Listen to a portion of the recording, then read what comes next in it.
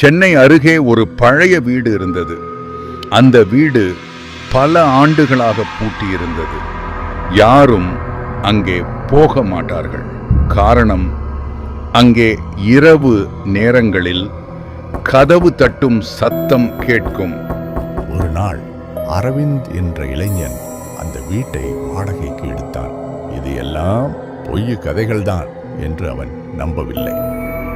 கதவு தட்டும் சத்தம். அவன் மெதுவாக எழுந்து கதவை திறந்தான். யாரும் இல்லை, காற்றுதான் இருக்கும் என்று நினைத்து மீண்டும் படுத்தான். அவன் படுக்கையில் இருந்தான். நேரம் சரியாக 12 மணி.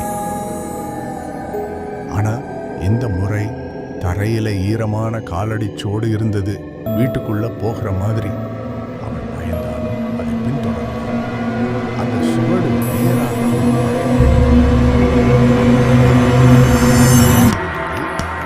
அவனுக்கு பின்னால் ஒரு பெண் நின்று கொண்டிருந்தாள்.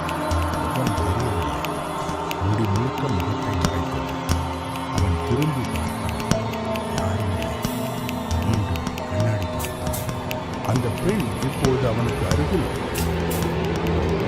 அந்த பெண் என் தூக்கத்தை கலைச்சிட்ட, உன்னை விட மாட்டேன் என்று காது அருகில் பேசியது. அரவிந்த் அப்போது மரண பயத்தில் இருந்தான்.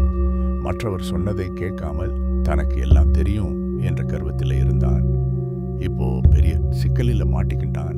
அப்பிறகு என்ன நடந்திருக்கும் என கமெண்டில் சொல்லுங்க.